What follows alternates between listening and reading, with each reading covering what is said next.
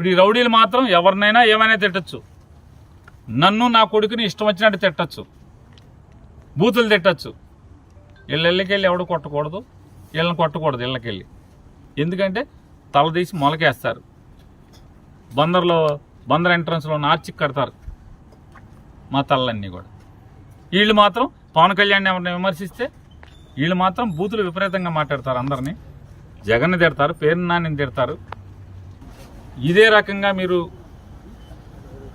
జనసేన ముసుగులో ఉన్నటువంటి రౌడీల్ని విచ్చలవిడిగా వదిలేస్తే, మీరు పోలీసులు కంట్రోల్ చేయలేకపోతే ఖచ్చితంగా భవిష్యత్తులో ఇవన్నీ కూడా మర్డర్లకు దారి ఏం చేస్తారు? ఆత్మరక్షణలో ఏం చేయగలరు? పోలీసు ఇట్లా రౌడీల్ని కంట్రోల్ చేయలేకపోతే, బందర్లో గూండాయిజాన్ని కంట్రోల్ చేయలేకపోతే ప్రజలు ఏం చేస్తారు? ఎవడ ఆత్మరక్షణ అని చేసుకోవాలి కదా, ప్రాణ రక్షణ చేసుకోవాలి కదా.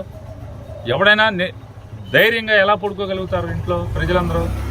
అదే పోలీసు ఉంది, ఊళ్ళో పోలీస్ స్టేషన్ ఉంది, పోలీసులు ఉన్నారు, రౌడీలను తిరగనివ్వరు. ఎవడైనా రౌడీజం చేస్తే తీసుకెళ్ళి పంబ రేగొడతారు. మళ్ళీ రౌడీజం చేయాలంటే భయం వచ్చేట్టు చేస్తారని చెప్పని ప్రజల నమ్మకం ఉంది. వైఎస్ఆర్ కాంగ్రెస్ పార్టీ కార్యకర్తలు వచ్చి రాజకీయం చేయాలంటే మాత్రం కబద్దార్ జాగ్రత్తగా ఉండండి. మర్యాదగా చెప్తున్నా. మీరేమనుకుంటారంటే మీరు నేరాలు ఘోరాలు చేసి యువతులపైన వేసి తప్పించుకోవాలని ప్రయత్నం చేస్తున్నారు. ఎంత నీచంగా ఉన్నారంటే వాళ్ళు చూస్తే వీళ్ళు మనుషుల పశువుల మనం చెప్పలేని. మీరు వేయడం మేము ఫేక్ న్యూస్ అని పెట్టుకోవాలన్నా? బుద్ధి జ్ఞానం లేదు మీకు? ఏమనుకుంటున్నారు మీరు? ప్రతిరోజు ఏదో ఒకటి పెట్టి ప్రజల అటెన్షన్ డైవర్ట్ చేసి కావాలని ఫేక్ న్యూస్ అంతా పెట్టే పరిస్థితికి వచ్చారు. మీరు రాజకీయాలంటే మీ ఇంట్లో చేసుకోండి. ప్రభుత్వం దగ్గర మాత్రం తోక తిప్పితే తోక కట్ చేస్తాం.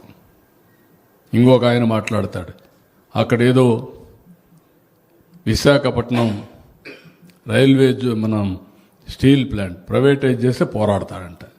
ఎవరు చెప్పాడా నిన్ను పోరాడమని? ఎవరు ప్రైవేటైజ్ చేస్తారా?